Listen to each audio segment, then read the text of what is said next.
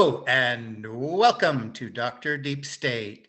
Today we're going to talk a little bit about controlled dialectics shaping up in the world today. We have a special guest today, Derek, and we're going to talk with him. And we have our usual Will Tucker with us. So hi, you guys. How you doing? Doing great. Nice to be here. Okay, let me start with Will before we get to our special guest today. Will, how are things shaping up over there in Kentucky? Things are going well. I'm, weather's cooled off, and I'm just kind of doing the usual, trying to keep up with my reading and research, and doing my parenting thing. So, no complaints here. How about you? Well, for me, down here on the Rio Grande River, 92 degrees one day, 50 degrees the next day. So we're kind of all over the map. Our special guest here, Derek, is we're international today. So tell us about where you're from and what's your story, Derek? All right. Well, I'm here from the Vancouver area. I live in a suburb just outside Vancouver. Okay. And you're talking about your weather there being 92 degrees, and we're about 28 degrees Fahrenheit wise. So we just got some snow. So it's winter here in Canada officially. And thank you, both of you, Will and Doug, for inviting me on the show. It's actually quite an honor and a pleasure. I'm delighted to be here. I'm hoping I can contribute something to this conversation, which I think is something that needs to be talked about. I don't think it's discussed enough. I don't really hear it in any other quarter in the world of the internet, in YouTube or any other platform. So I'll just give a brief introduction, I guess, about myself in regards to where I'm coming from and how it relates to the Dr. Deep State channel in particular. And maybe I can contribute something from there. So I've been following your channel, Doug, Dr. Deep State, since approximately 2017.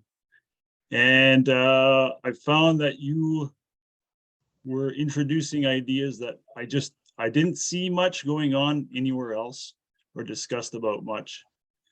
And obviously I got caught up into a lot of the really crazy conspiracy stuff. 2016 especially seemed to be a year where a lot of stuff, crazy stuff going on. You had the flat earth, you had shooting events, you had Trump, you had all these things going on. And, I'm not going to deny it. I got caught up in all that stuff. Yeah. But in that stuff, while following it, there was no real answers or solutions. It was just seemed to be these rabbit holes. And so while I was following this stuff at the same time, I was also pursuing or trying to pursue Christianity. But my version that I followed originally came from sort of a, I would say, Protestant, non-denominational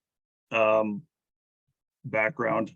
My own personal family background, however, there is no Christianity. So I'm coming from a secular background, but wanting to seek and understand Jesus Christ, but ultimately more so the truth. So I hope that kind of makes sense in any case. My first attempt to get involved in Christianity was to read the King James Bible.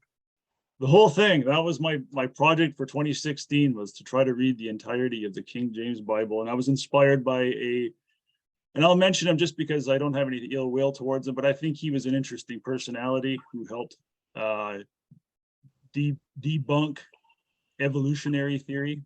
His name is Kent Hovind. I don't know if anybody has heard of him, but in any case, so I went with this whole thing. I'm going to go with sola scriptura and sola fide, Protestant ideas, right? I just need the Bible. I just need to have faith. I just need to say the sinner's prayer. I'm good to go. Well, so after about a 1-year slog of this, I found that, okay, I read the New Testament. I got through a chunk of the Old Testament. This isn't lining up. It's not making sense. Turning to YouTube personalities or YouTube ministers, I found I was getting a lot of contradictory explanations, explications, or I guess exegesis is the fancy word. And I got frustrated. I really did. I got really bogged down, and I thought, well, at one point I decided I'm just going to put this down. And I prayed and I said, you know what? I'm not putting you away, God, but I'm going to put this book down and I'm just going to wait for further instructions. So time went on. And I would say, well, come 2020, now I need to really find some serious truth here in the world. And there doesn't seem to be a lot of it. And I wasn't getting it from the so-called truther community of red pills and black pills, which seems to be turning into something of everything's fake, everything's a hoax, everything's a psyop. There is no reality, there is no reason, there is no truth. And I was just like, whoa, okay. So one of the things that stood out from following your channel, Doug, was, well, more than one thing actually, was something that you had pointed out back in 2017, 2018 with that quote, Alexis de Tocqueville, saying how people he discovered in the United States, this is obviously someone who comes from the French Revolution, you know, a student and child of the Enlightenment, who discovered that whilst in Europe, people had something to aim their, how do I say, criticisms towards. That is an autocratic monarch. So they could say, okay, well, this is the guy that's delivering these edicts and coming out with the orders. In the United States, he discovered something that seemed to be pretty shocking, which is that people were ruled by, and I'm paraphrasing all of this, obviously, people were ruled by the tyranny of mass opinion. So in other words, instead of going with their heart and risking alienation by their family and their peers, they would rather do that which was contrary to their conscience and to their heart, but be able to fit in with everyone else. And, you know, how true does that ring when you come into 2020, you know, the lockdowns and the masks and working nurses, while they're saying that the hospitals are overflowing, and trying to engage in this conversation with other people saying, you know, I don't think this is really going on. So I hope that's making sense so far. Oh yeah.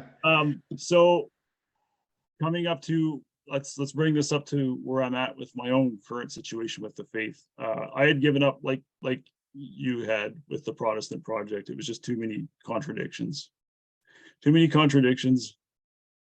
and no truth, no reason. That was the big thing too, was reason. So anyways, I think it was around 2021, I began considering the idea of the Eastern Orthodox Church, and it was based on a recommendation of a channel or a personality that a friend who was a traditional Catholic. And it opened my mind and my eyes, and my heart, I might add, to the idea of church history, the church fathers, because whilst reading the Bible, the King James Bible, and listening to Protestant ministers, exempt from all this, or omitted, I should say, is church history. It seemed to have been completely omitted. Where was the church for 1500 years? It was almost like they were saying, well, there was no church until Martin Luther came along. So I began to notice that there was a how do I say, lack of history, a lack of understanding, a lack of awareness of the history of their own faith. And that really changed my perception and maybe caused me to reconsider the idea that there's something going on here that I'm not looking at. So bringing to the Catholic Church, I was always under the impression, based from listening to only Protestants, the Catholic Church is wrong. It's not there anymore. It's not true. It's the false gospel, as you'll hear from various Protestant sects. But I had to think to myself and consider sincerely, maybe I should look in at the doctrines of the Catholic Church from within itself. And that changed everything. So to kind of cut it a bit short, because I want to get to a more of a discussion here. I did attend my first mass this past year, Palm Sunday. And I have to say, it was eye-opening, not just physically, my eyes, my heart, something else, my soul, the stillness, the quiet, the complete absence of social interactions inside the church. Whereas I've seen in the few Protestant church gatherings or events I attended, it was more like a big social gathering. But here in a traditional Catholic church, a Latin Mass, all the focus was front on the altar in the tabernacle. And I witnessed this throughout the entirety of the Mass. Most especially where I noticed it was at the beginning of the consecration of the host and the chalice. When I heard those bells ringing, I sensed, not just with my eyes, but with my whole being, all of the attention going forward to the tabernacle and to the altar. It was almost like it was if something else was in control and not the people, that everybody was participating in something much greater than just this individual components, the individual beings who were present. So I knew then, I knew before, but getting out of the whole red pill and I would say black pill YouTube, internet world of truthers, I've found a home where I can actually find real truth and reason. And so I know I've kind of put it into a bullet point, Reader's Digest kind of summation of where I'm at, but that is where I'm at. So that's where I'm going to be continuing going now. I'm currently in catechism. I'm a catechumen, and God willing, I will be received into the church with baptism and confirmation at the next Easter Vigil. If you have any questions, you want to know more details, go ahead, jump in. Over to you, Will. Okay, so let's see here. You mentioned Doug's videos making a big impact, and I had to duck out there for a second, as you saw, but what we spoke earlier, and you mentioned this issue of the millennium being a major piece of the puzzle for you figuring out, like, blind spots within Protestant theology, and how the models of the eschatological timeline don't add up with scripture. That's kind of where I was as I was kind of deep diving into Doug's videos, is reading the Bible and trying to piece together what how all this stuff fit together. So when Doug started to make that turn in 2020 toward a more Catholic worldview, that started to make a lot more sense for me with this issue around the millennium. So I guess my question would be, like, in the Mass, how do you feel like the traditional Mass, particularly like this issue of like the millennial kingdom of Christ, do you feel like that's fulfilled in the Mass, or is there a kind of separation, or how does the kingdom of heaven and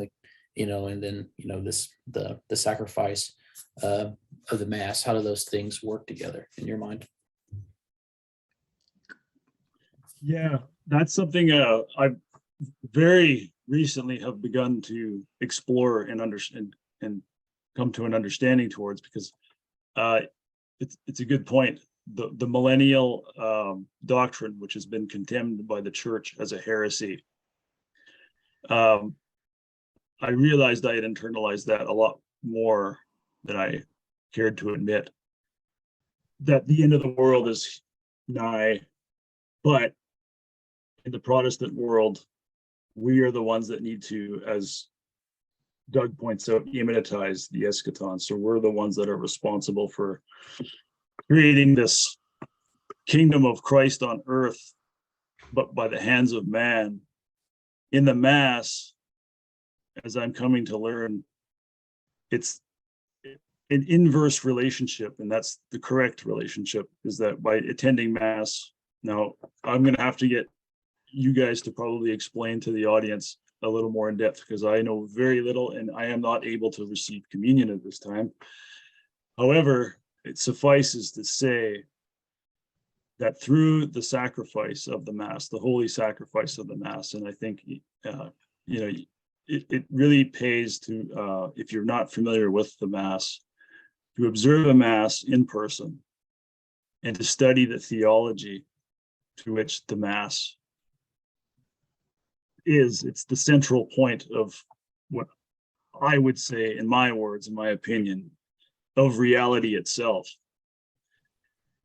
From the Mass itself, and I'm going to probably turn it over to you guys real quick here, because I don't want to say anything blasphemous or heretical.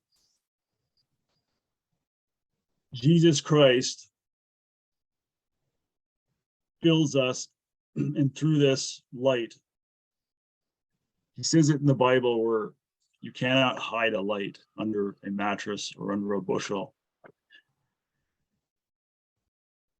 I don't know how to go on beyond saying that it is just the central point of reality and reason. So one of you guys please help me out here, because I know that this is, it's critical. It's all I know is it's critical. It's the central. I'll kick it over to Will, because I want you guys to talk. But one idea, let's talk about geocentrism versus heliocentrism, which has been going back and forth since the ancient world. You know, how in our minds, reality is a matter of adjusting the immanent and the transcendent.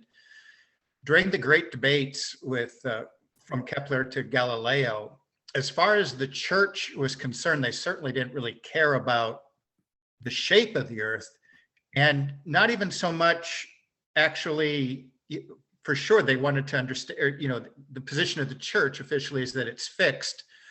But the actual debates, when you go over it in detail and what the concerns of the church are, was how does this debate affect the Eucharist? And you mentioned when we talked briefly the other day, all reality, and this is the Catholic position. Reality is, Christ coming to earth perpetually through the Eucharist, and all reality is shaped around that. I don't even know if Catholics quite grasp that. So the essence that you're saying of the light and constantly filling that gap of reality itself in its mystical Trinitarian way that we try to mysteriously grasp it. But yeah, that was the great debate. And I think what I'm understanding about this debate is I think it's best understood through a Thomistic perspective.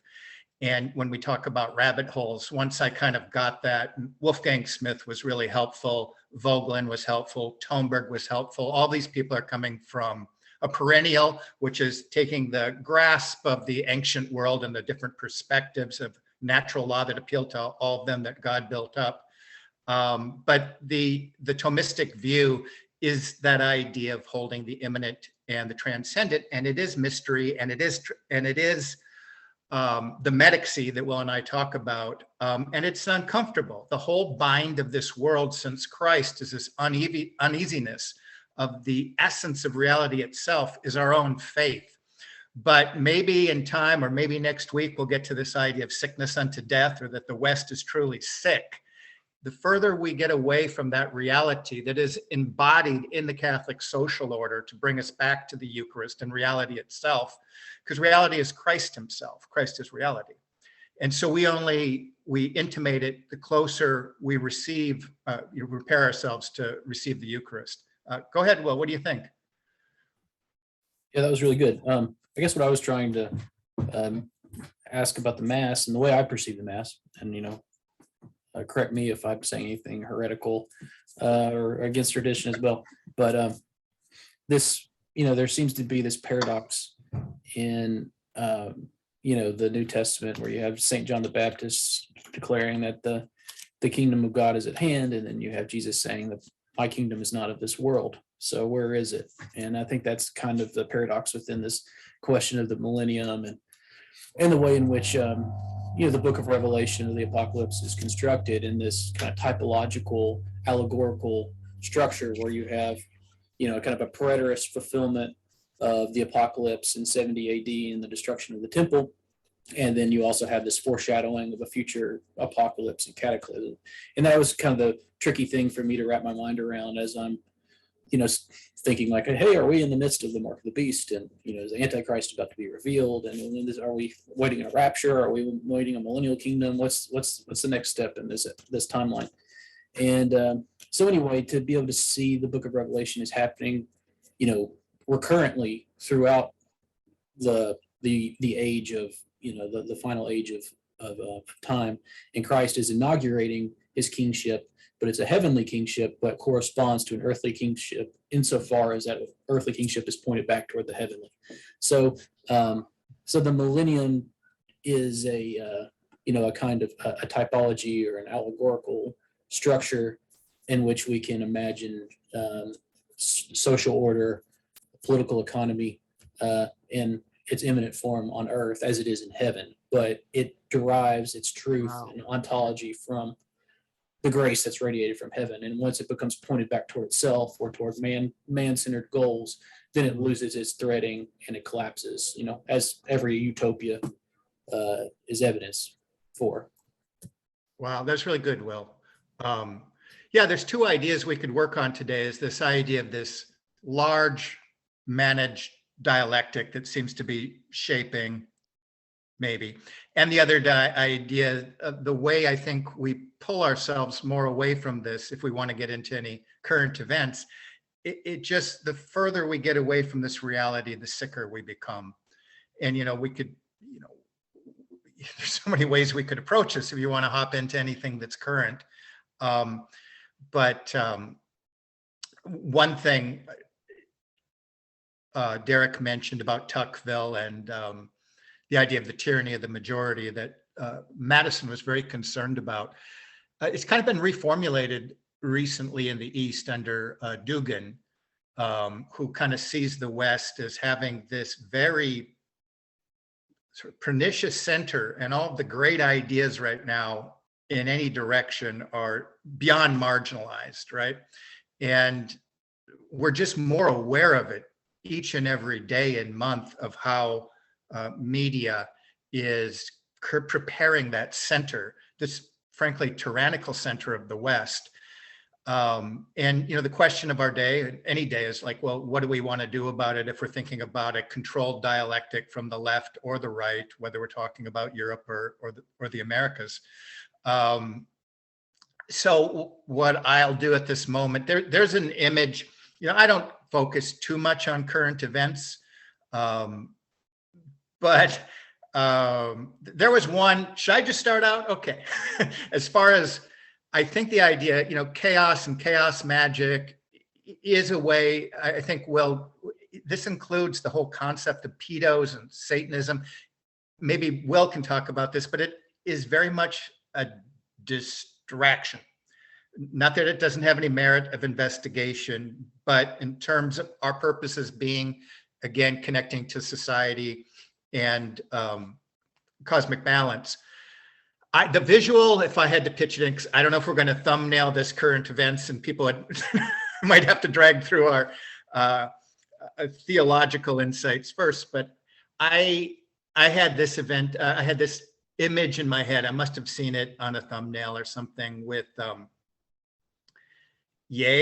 I saying that right? Fuentes and Trump. And I mean, it just makes me just the idea. So before I flip it over, if anybody wants to talk about it, I had a deep state friend from the West Coast a couple years ago talk about, oh, this guy's on fire on YouTube. I never checked him out. I kind of just guessed what he was talking about. So I went to his Wikipedia page, and all of those, you can just see how these contrasting but crazy things that are supposed to be shoved out to the edges and that are not in the middle. So we're defining the middle from the left and the right. Now we're defining the middle. So it's just a grab bag of things that really could help us kind of approach, I think, reality and truth, but they're being marginalized from the side. But yeah, I mean, just and again, I think I heard my first Kanye song a couple of weeks ago out of curiosity. So yes, I'm a fuddy-dud. But the visual, like him with him. So I'll go. I don't know, Derek. What before I go to Will, anything that's going on in the world that just seems puzzling? We could talk about China too. Oh, go ahead. Yeah, for sure. You make some good points there regarding this whole this guy with this guy and with this guy all together. Strangely enough, you see this reflected largely in other forms of mass media as well. And there seems to be some sort of bizarre convergence going on here.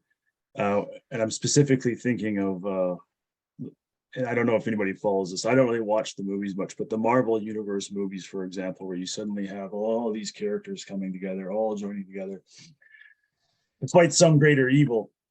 But there is a very absurd angle as an a factor of absurdity amongst these things when you say, like, you got Ye, you got Fuentes, you got Trump all coming together, and it's projected very much into the mainstream media. I was listening to Bloomberg Radio the other day while I was driving, and they're talking about this stuff, but it's always from this, I don't know how to describe it. Look, they're trying to get the audience to see, look how ridiculous this is, but there's kind of pushback from that side too. You got the Fuentes, the Trump supporters, Ye supporters now coming out too, and it becomes this, how do I describe it? You've talked about this before, this polarity going on of two forces starting to come together, but this absurd factor, this absurdity, I don't know where to go with this other than to say that there seems to be something going on where people are just getting crazy. I don't know how to describe it, but people are being pulled into one camp or the other. And the problem is they're losing sight of truth and they're losing sight of reason. And instead, it's becoming very much a movie-like, how do I describe it? It's like, it's a simulacrum, I guess. Mm-hmm. Will, jump in. Yeah, I heard someone say the other day, as a detective, you don't only want to look at what evidence is in front of you, but also what's not there.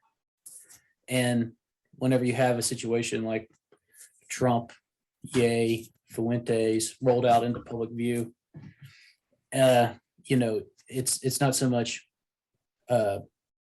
it's what is the reaction that this is trying to generate, so much as what's the messaging here. It's what is the response, how does it want to trigger a certain response in us. So the Hegelian dialectic is almost a cliche in conspiracy research, but I think that if you see a situation where you have like Kanye's comments in the media, and simultaneously you have this ramped up effort by the International Holocaust Remembrance Act to standardize anti-Semitism restrictions, or what is the definition of anti-Semitism. And then you see someone like Trump, who's trying to supposedly run for president again, and then he's dining with this cartoonishly extreme young man who seems to be just having the time of his life, triggering people and conflating Christian nationalism with Catholic integralism, and transforming it into a meme in the public consciousness, so that before the 1960s, if you said as a Christian, what is your worldview, it would be basically we're told to us as Christian nationalism, which is a form of radical hate speech. And you have somebody like that who's set up as a tar baby to basically entrap you into this nest of to steer that consciousness or that concept toward something that is manageable within a dialectic of that's controlled, that has a synthesis in mind. There's an outcome that they're trying to coax out between a problem and a reaction. So the problem is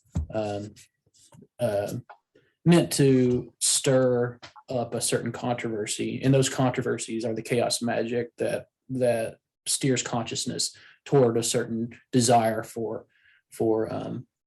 resolution, and what is the resolution that they're trying to create. And that's where I think we have to kind of focus our attention on, what is the outcome that this is trying to generate. Yeah. I drug on a little bit too long, but I think I got it all out there. No problem.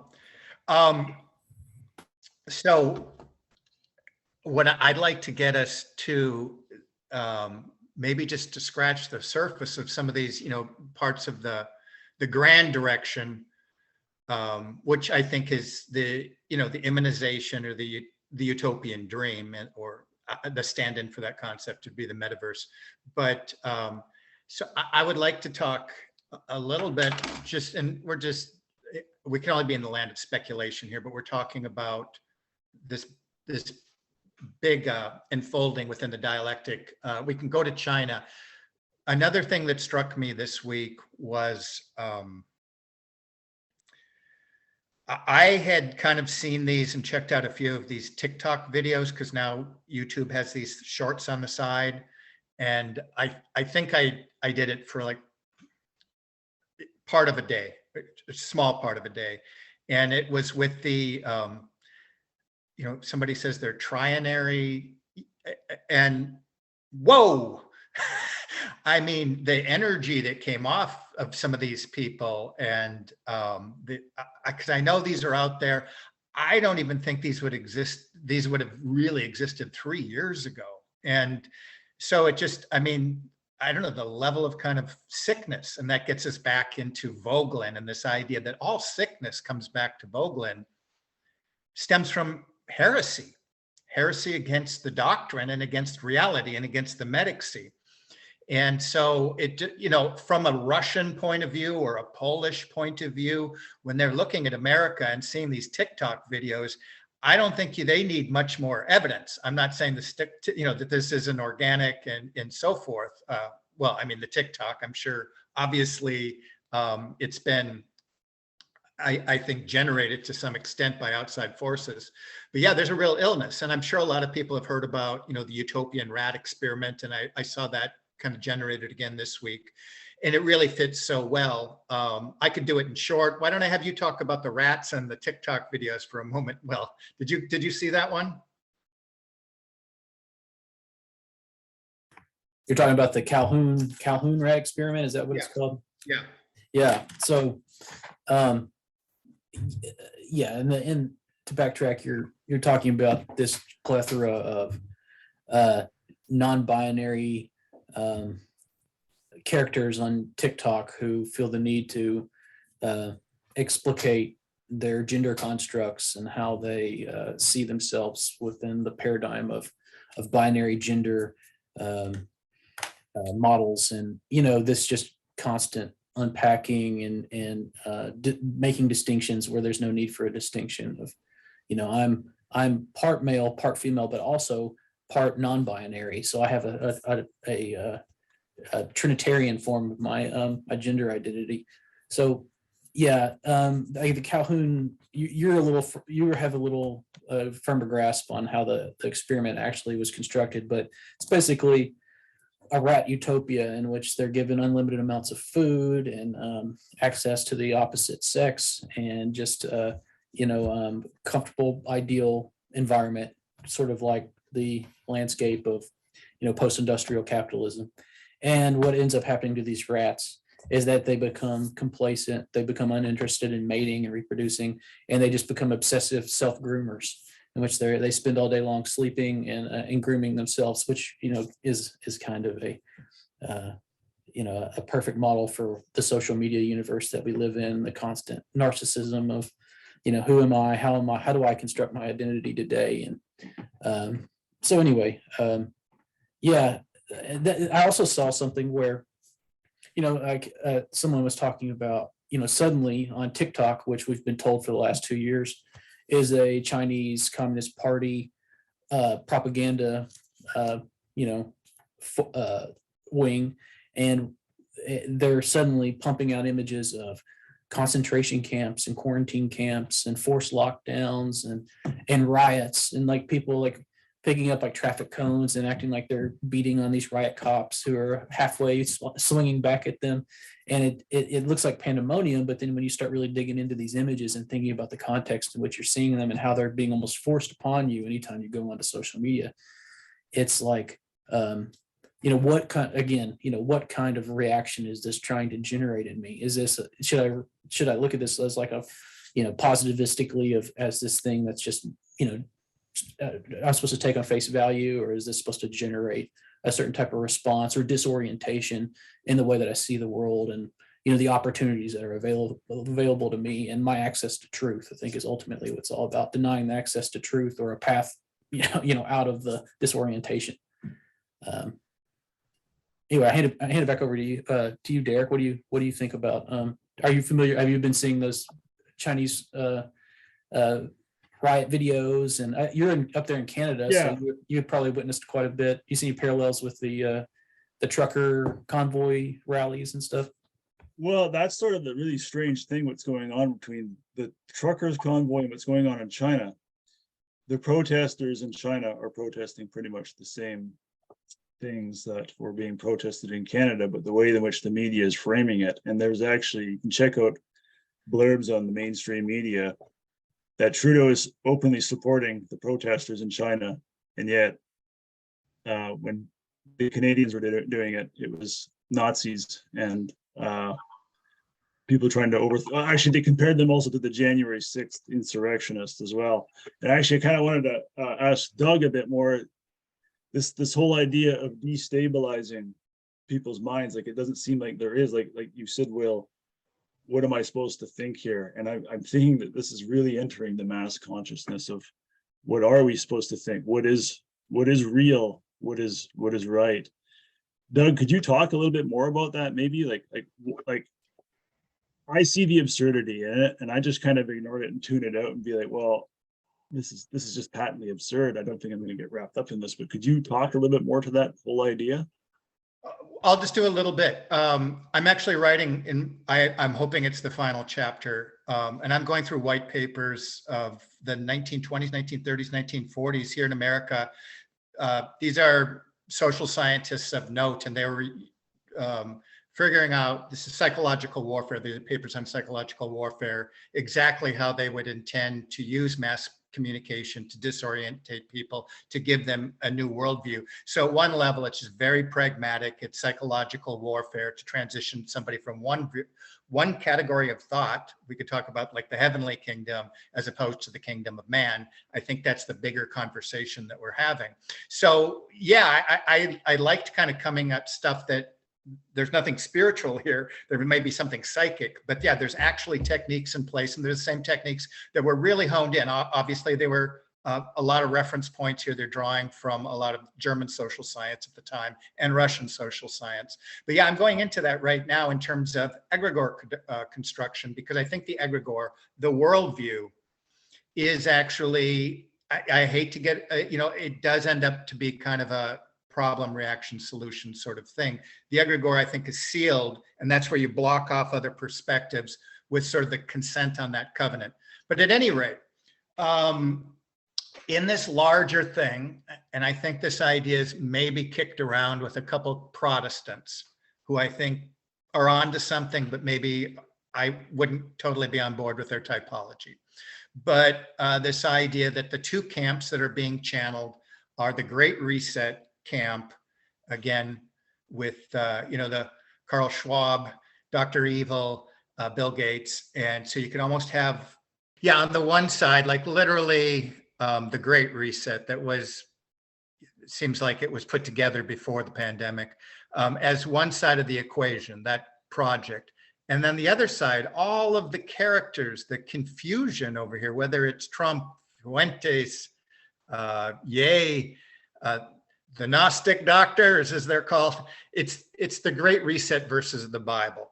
And that's why it's a tricky dialectic, because I think the conversation that we're having and our drive toward truth and tradition should leave us a little unsatisfied with the way the Bible is going to be interpreted in juxtaposition of the Great Reset. And so I think if we're doing anything right now, that's why we have to crawl back to tradition.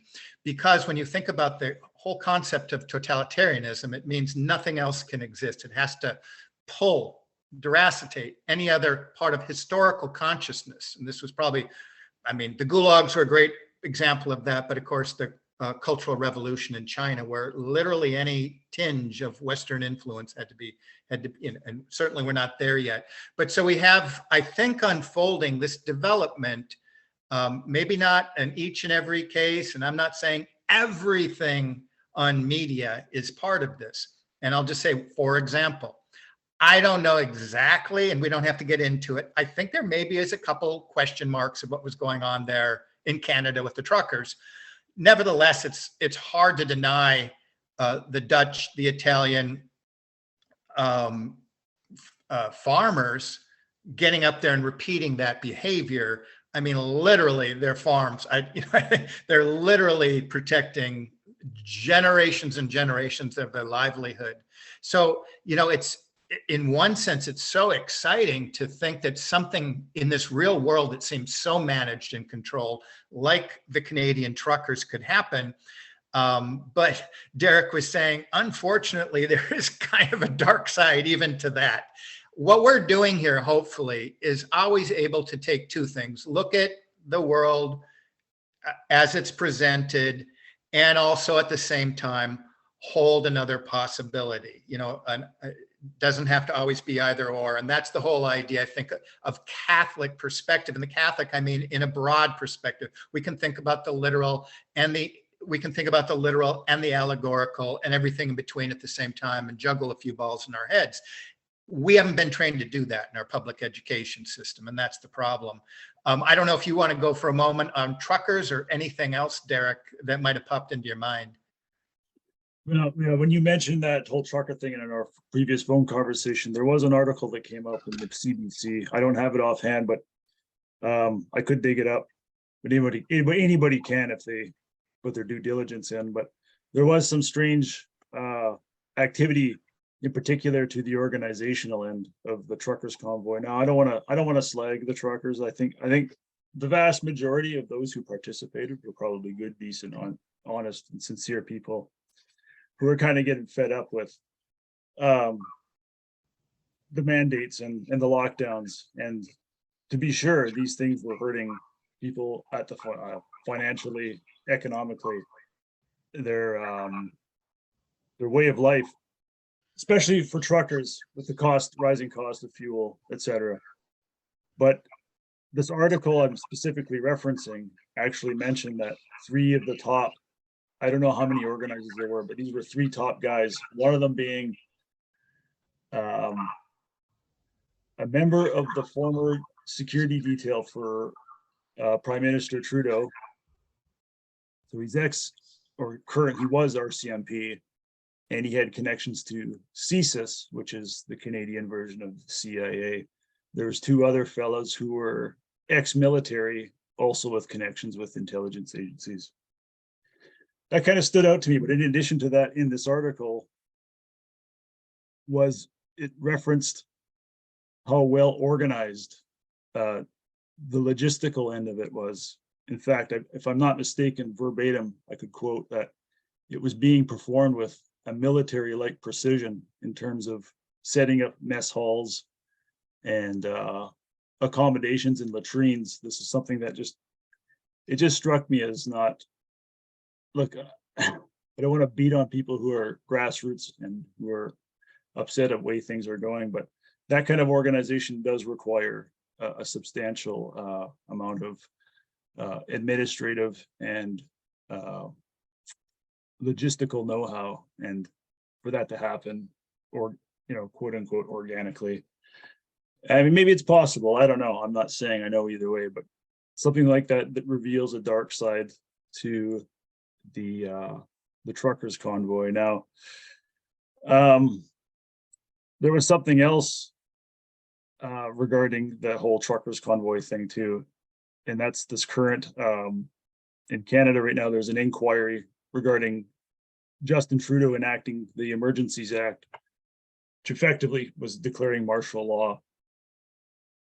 When this came out, there was a lot of videos showing these talks that Trudeau gave where he was fawning over the authoritarian style of dictatorship that the CCP, the Chinese Communist Party, was using in China.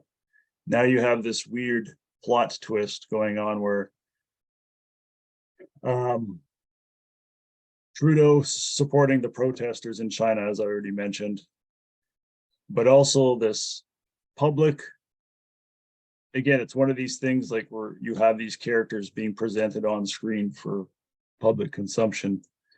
Trudeau being torn down by Xi Jinping. So, you know, I don't know what to make of these things. And it just seems, is it controlled? Is it like a conspiracy? Or maybe it's not a matter of either or, but and both, causing this tension for people to sort of go into two different camps. You have a camp of, like you said, you've got the WEF, and then you got this camp of the, how shall I say, the anti-WEF forming. And I know it's cliche, as Will mentioned, and as you mentioned, the whole Hegelian dialectic, but something seems to be shaping up where it's like this, what I would describe as sort of an encouragement to rebellion, specifically against these cartoonish evil elites like the Kloshok. In addition to that, and I kind of want to hear more about what you guys think too, because the way in which Trudeau is presented in our country is pretty much as a clown. There's always these little tidbits that the media will drop. For example, when Queen Elizabeth II passed away, they have this little portrait mode video, like a TikTok short, where he's singing Bohemian Rhapsody by Queen. And it seems very deliberate to provoke a very negative reaction. And I obviously follow the American media and the way in which Biden is being presented, deliberately buffoonish, like deliberately to provoke, deliberately to incite feelings of hostility. And we got to do something. We got to get rid of these buffoonish national leaders. But I'll turn it over to you guys because it seems kind of obvious. It's just not being discussed. I don't really hear it. Like the rad trads and the truthers seem to be going, yeah, we got to go against this whole. Anyways, go ahead. I want to pull to Will, but before I do, there's one thing that you said that grabbed me, which is kind of being trained in how to rebel. And I think there's a bit of that going on. Now, you know, because one question, if there's the Great Reset over here and Christians over there, we're both being trained how to funnel into this middle. And you said, how was Trudeau? I mean, so when I do look at those kind of things, it's from an alternative perspective. Whenever I see President Biden, it's usually from an alternative, showing that the guy doesn't know where he's at. I imagine if you go over to like CNN, they probably just show the little shots where it looks like he's got himself together a little bit, but I don't know. I watch almost no mainstream stuff, so I wouldn't know. But I do think that's it. There is this very controlled rebellion going on. Will. Yeah, to kind of touch on a couple of those things there. Like the nature of like the clown. I think I've talked like the tarot. Yeah, I think Trump also falls into that category. The way he was depicted by the left as being kind of clownish, narcissistic, absurd in his bravado. And I want to jump in, Will. Sure. I think he must have generated that. I jokingly always ask my students, the orange mace, with the clown hair, with literally orange. I mean, he's playing into that, Right. Go ahead. Yeah, and I think that it's partly this, as Michael Hoffman's described, the Judeo-Masonic killing of the king ritual. You have the visible leader, the hierarch of your nation, who we all are conditioned to think of as a joke. It's kind of the emperor has no clothes type of situation. But then also they have this jester-like quality. And so not only they're a clown, they're also a trickster. And so there's this kind of void that's created in which alternative meanings and alternative possibilities. So there's not just the sense of order and balance in the nation. It's now a kind of decapitated body politic that can be, it becomes like a zombie or a golem or something that can be directed in any way. But Derek mentioned the rad trats, and this category that you're using in your book, all of Eric Vogelin, of political religion, in which this kind of melding of the transcendent and the immanent in the form of we have to bring about heaven on earth. We have to hypnotize the eschaton, and the way you're saying that rebellion is being permitted, or it's being kind of engendered in the minds of the population through these various means. Like one of the memes that I'm always frustrated by is this kind of pedo Satanism that obviously Pizzagate, and now with this Balenciaga. I don't think Doug was very familiar with that scandal that's been in the news cycle this week. It's like this fashion label, and they did this photo shoot with like children and S&M gear and little teddy bears that are like covered in blood. Just the most cliche thing that you can think of, with no artistic merit, and obviously put out there to stir up a scandal. And then you have people saying, well, look at the double standard here. You have Kanye, who said something that's factually evident, that there's over-representation of Jews in the media and in Hollywood. And he gets canceled, and you have this mass outcry of celebrities against him. But then there's just crickets when it comes to this Balenciaga scandal. Where are the voices out there? Where's the outrage? And then they say, why is this? And then you say, well, maybe it's because this tract in the Talmud says that having sex with children who are under 3 years old is actually okay, and under certain conditions. Anyway, sorry to take it there, but it's this outpouring of double standards, and how that, like you Derek, we were saying, this kind of noise or this bombardment of unreconcilable differences creates a kind of hypnosis or disorientation, in which your skull becomes softened, and you become more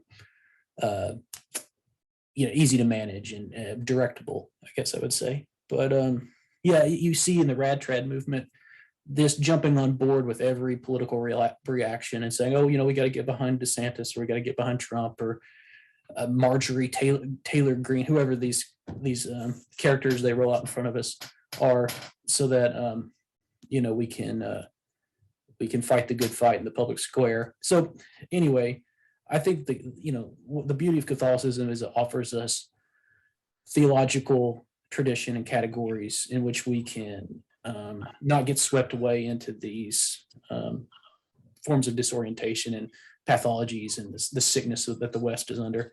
For instance, like the structure of the church suffering, the church militant, and this church transcendent. So our status within this is as the church militant. And so, that obviously sounds like political religion, and we have to get out there with our bullhorns and our and fight the battle on the streets. But it actually has more to do with like a spiritual warfare concept of suffering, and what we have to bring to the table is prayer, suffering, speaking truth to power, and expecting to be persecuted, and in persecution, that's kind of back to that positive negative interplay of reaction solution. There's no someone who's willing to be persecuted can't be fully persecuted, if you see that as being a form of warfare. So right, let me jump in. I'll just jump in real quick. Yeah, I mean, because the depths of reality, the more you go into the Eucharist, you're getting into the heart of Christ, which is the center of all reality. And so what's the animating principle there is both love and sacrifice are coming together. The will says what we put out in the will. So as people that are completed Jews, Catholics within the church, like Will suggested, it comes down the kingdom of heaven and we project that up. So our will and imagination, and that's why the Catholic social structure, the Mass and the Eucharist point everything up. So that's the ideal direction of our will and imagination. And will isn't our desires, and it could even be perverted into our, base desires. But when those are misdirected, when there's a gap, when there's a distraction, when there's chaos, it takes us distracted from the finished work and the kingdom and puts it elsewhere. And because I'm saying this almost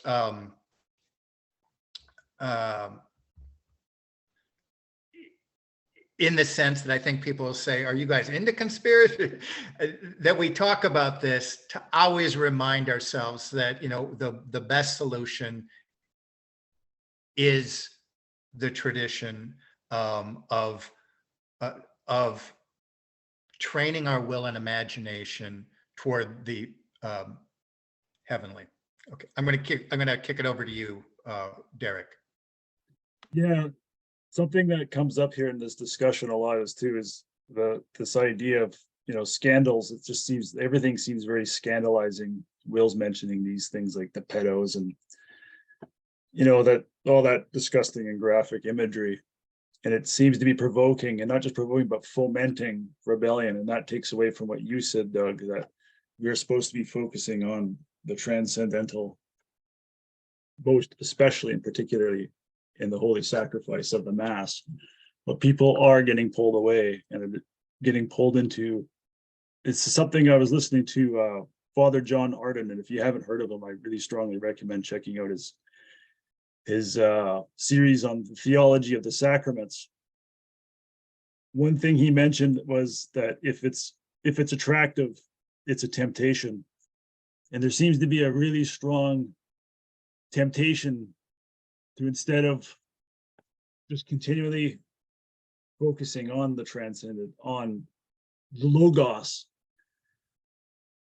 there seems to be a proclivity now to focus on worldly lusts of the flesh, if I may. And I'm not just talking about things that, it obviously includes things like the baser desires, sexual, so forth, but the temptation to jump in and participate in this drama, this worldly drama of political developments and revolution, the revolutionary spirit, I would even go so far as to say. And it's becoming more than a distraction. It's actually becoming an opportunity to be led astray and to be brought towards something that's going to be the demise of our immortal souls if we're not careful. And I see this in the Catholic world. It's most obviously, especially apparent in the Protestant world, where it seems to be actually emanating from to a larger extent. But yeah, I'll turn it over to you, Will. What do you think? Yeah. I want to check that out. I haven't heard of this Father John Harden, but that, whatever appeals to us, whatever is attractive is something that pulls us out of, attention to the transcendent.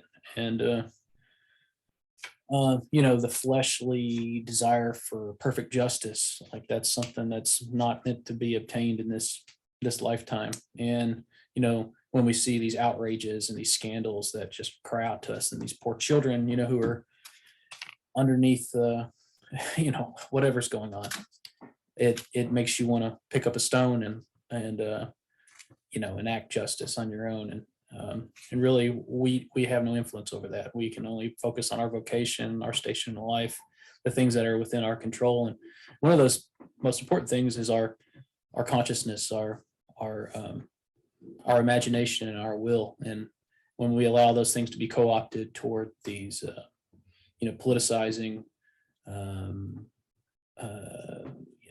carnal concerns, then we've already, partially lost the battle. So, I think it's just, how you're getting mixed messaging simultaneously. Like, I keep bringing it back here as something I haven't heard anyone talk about on any of the YouTube channels.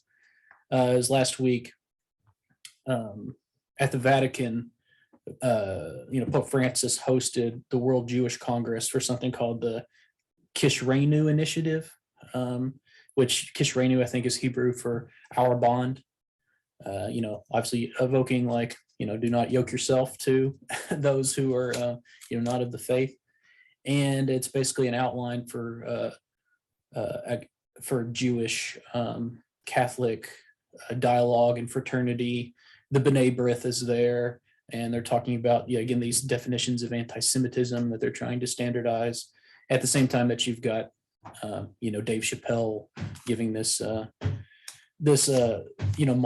on SNL that appears to be mainstreaming anti-Semitism and giving people permission to take it there in their minds and ask these questions. And then, so anyway, you have all these rad trads again on YouTube talking about Freemasonry and the infiltration of the Catholic Church. And then you literally have the highest lodge of Freemasonry in the B'nai B'rith dining with the Pope in broad daylight, kind of laying out their blueprint for the future of the church, and everybody, it's just crickets. There's no reporting on it. It's utter silence. So, I think this like pedo-Satanism is like a costume in which political Zionism can wear and misdirect attention away from the eschatology of, Kabbalistic eschatology, bringing us closer to Antichrist and conditioning the mind of the population to accept that. So, I think, like as St. Thomas Aquinas lays out, we have to keep our attention on first things and last things. And, what are the first things? And that's the theological tradition and the beliefs that we're supposed to, the creeds and the things that we're supposed to hold dear. And then also pay attention to expect the end, the last things, and they could come at any moment. And, there's plenty of paradoxes and things to chew on there about, the nature of what the second coming is going to look like and how it's going to happen and what we should prepare for and that kind of thing. So, anyway, I also fully aware that the anti-Semitism trigger is a way to condition consciousness toward a certain reaction. And we have to be on guard against that as well. But it does seem like that is the yoke that the Vatican and the Pope are increasingly adopting. And it's something that no one's willing to talk about, hardly at all, and except for sedevacantists who've already staked their claim outside of the church. So where are the voices inside the church saying, hey, this is a tacit rejection of the covenant that was given by Christ to his church? Yeah, a lot of good stuff there, Will. So I'll throw in the word right now. Derek was asking me about, how exactly does this chaos magic work, and why is one of the components, conspiracy, straight up conspiracy, to get the conspiracy minded involved, and what is that energy and how does that work? And so that would be historically best explained by this idea of gnosis, or the Gnostics. And it's become all but meaningless to use. Every truther, especially truther Christian, everything else except themselves is Gnostic. Or, it's kind of a stand-in for what they see as New Age and not good doctrine as they understand it or interpret Scripture. I'm not going to say I have a definitive description. I do say that the history of the Catholic Church is defending the faith, the deposit of faith, against Gnosticism. So as far as the church is concerned, it's heresy against the church. As far as Vogelin's concerned, it's getting us our thoughts and minds unbalanced with the cosmos. And this is Platonic thinking. It's just getting our minds off the balance that the social order gave us. But gnosis today, it is so tempting as mainstream normie world in Europe here is kind of quote unquote waking up. If we have the Great Reset versus the Great Awakening, part of this awakening is awakening that, the world isn't is exactly as how you've had it presented. You've been lied to. Isn't that what Ye said years ago when he stood up on that stage? You've been lied to by Facebook.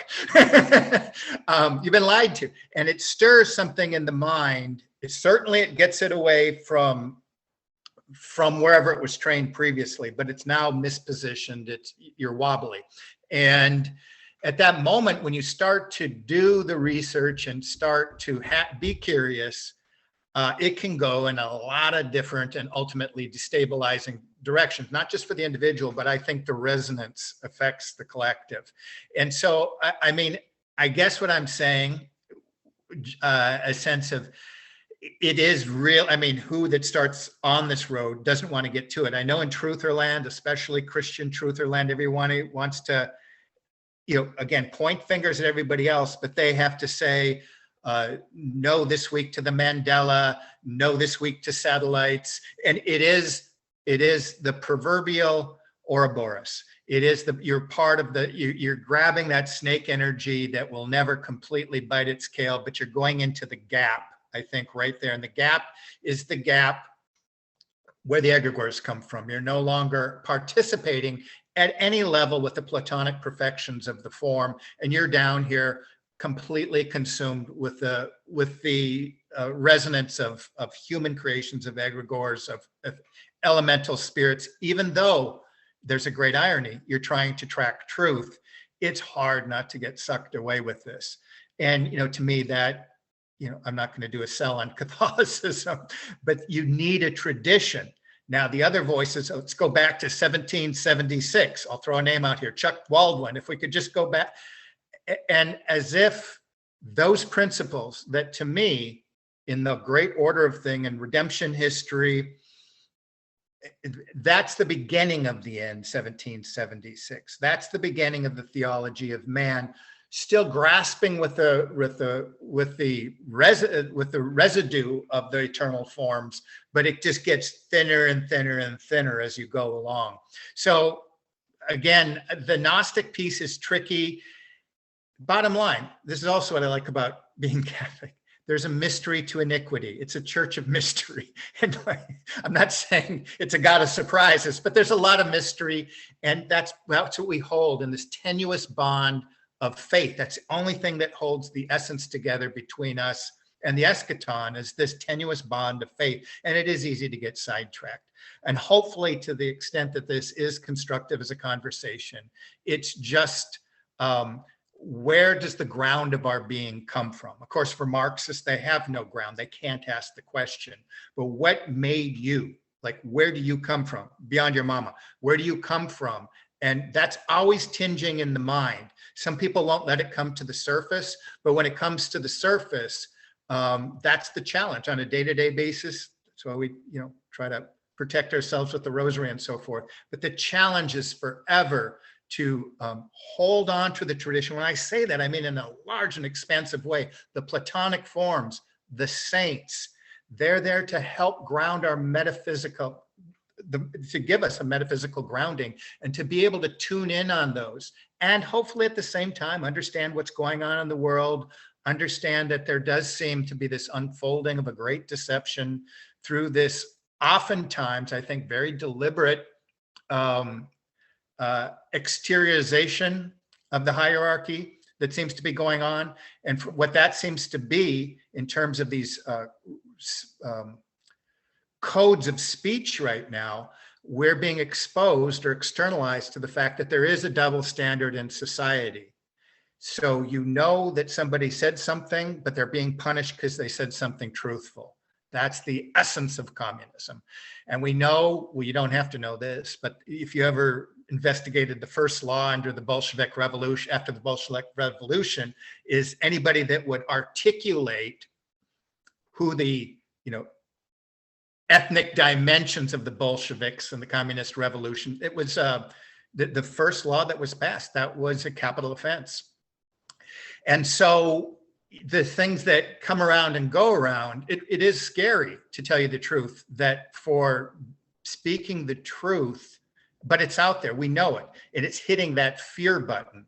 And so what do we do with that fear button? Again, we get wobbly and we look to man and start now, well, let's transition. It looks like the right is, and respectable right people are dropping Trump. Let's look to DeSantis.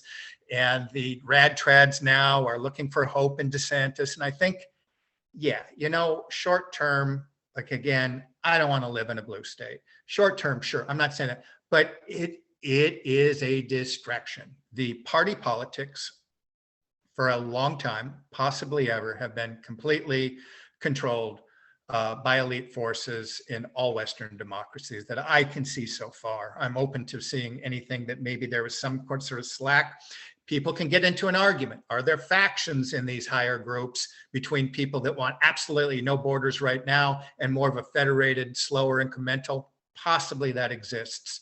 So what do we do with all this? That's the question that nobody wants to ask. In the medicacy, what gets us out of it? Everybody say, what do you want me to do? Vote for DeSantis. Here's a new, and most of these things coming on are, instead of a tried and true revealed theology that we can grasp that is grounded. What's a substitute for that is ideology. And almost everybody today is going to be swayed by it because we don't like this feeling of just patiently waiting in the medics. It's not a satisfying answer to anybody. But I do think that there's practical advice to, within that, we have earthly responsibilities. The body and the spirit are one. We have responsibility here participating in the kingdom of heaven, and we have responsibilities here on earth. So it'd be a Gnostic response to totally just want to check out. On the other side, you don't want to materialize everything. So, you know, what we've been about and why we tag so many series inside the Medici is just being able to, on a day-to-day basis, and as we kind of adjust our vision forward, just remind ourselves that's the most important thread that we can hang on, is that really subtle thread of faith. I'll give it to you. I blab for a minute here, Derek. Go ahead. What are you thinking? Yeah, well, to turn it away from the political end of things into the church too. I know that from an outsider's perspective, I don't know who in the audience has been, if they've following the events of the Catholic Church, and obviously the appearances from outside the Catholic Church just looks like it's in a mess. And you've commented before in a previous videos that it looks like it's in rough shape. It's beaten, it's battered. You know, it's been besought by scandals now since Vatican II, even before that. But you have to remember too that Christ did say that he promised to be with his church until the end of time. And the church is like the bark of Peter. And right now it's in a storm. It's being battered by waves and wind, but Christ is there. And as Will mentioned earlier too, previously, we are here to suffer. And that's a really hard thing, I think, for people to hear in this day and age. And maybe it's partly because too, in reference to the rat experiment, that we've been fattened up and have had a pretty easy life since World War II. I mean, we could spend probably a whole conversation just on that aspect, how from the baby boomers, and I'm not picking on the baby boomers or anything, but since the baby boomers onward, we've had unprecedented levels of luxury and comfort and ease. And now it's seemingly kind of coming to an end. And I think people interpret that as suffering, but really it's not really suffering. It's just sort of an absence of pleasure and comfort. But now we're being beset with a situation where we're going to have to start tightening up our belts and start actually understanding what real suffering is. Because try explaining, it's something that brought me to the Catholic Church, was you hear about pre-tribulation rapture, for example, as one of these millennial things where, don't worry, you don't have to suffer. God's going to beam you out of this trouble before it happens to you. But try explaining that to, say, some of the Christians in, say, Syria or Iran or Iraq or China or anywhere else in the world where they've been experiencing unfathomable degrees of suffering. And so it's, you know, it's probably coming to our turn here, and we need to brace ourselves for that. And if you're trying to attach yourself to these Gnostic ideas of checking out, no, we need to find a political solution to save ourselves. That part right there, we got to save ourselves. That seems to be the fundamental problem, because one of the things we need to do in order to be truly serve Christ is we got to give up our self-will. I heard Father John Arden, he said, what's the one thing that competes with God's love? And that's our love of ourselves, specifically the love of our own self-will.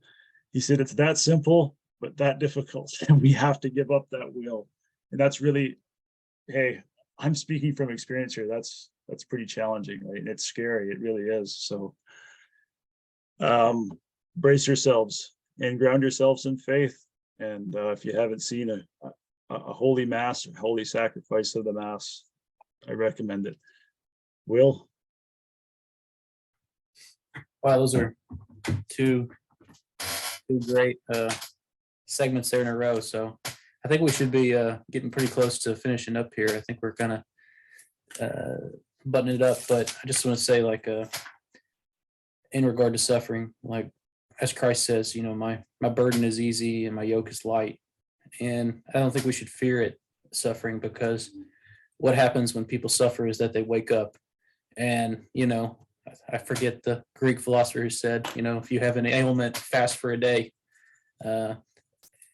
Whenever we lose the luxuries, people's, their consciousness snaps back to the most important things, and they become aware of the transcendent again. So I think, we shouldn't fear suffering, especially even on a mass level. Not welcome it. No one should welcome suffering, but whenever we're asked to do it, to realize that there are great graces and benefits that come from it, even on a societal level. So, with the rat experiment attest, comfort, docility is one of the greatest weapons in the devil's arsenal. So if that collapses, then so be it. It should be a net positive for society if it's not, the last thing. So anyway, it's a pleasure getting to know you a little better, Derek, and hopefully you'll do this with us again. I feel like that took a little bit of the pressure off for me, Doug, to have somebody else around to share the spotlight and the the nerves, and not have to always have something to say. Well, thanks. I am nervous, by the way, so I don't know if I've done a very particularly good job, so forgive me. Oh no, that was you. That was awesome. Especially by my first time doing this with Doug, I was a wreck. I was a basket case that time. So still kind of am still struggling through. If you'll have me back on again, I'll try to make improvements. No, we've loved having you on, Derek. You're a great addition. So we'd like to see you again. So I'm good for today. We're going to wrap this up. Thank you for joining us, Derek. Will, as always, hope you all are having a good week, you two, and out there in deep state land. I hope everybody is doing real well. So this has been Dr. Deep State, and we will check in with you again, hopefully soon. Bye now.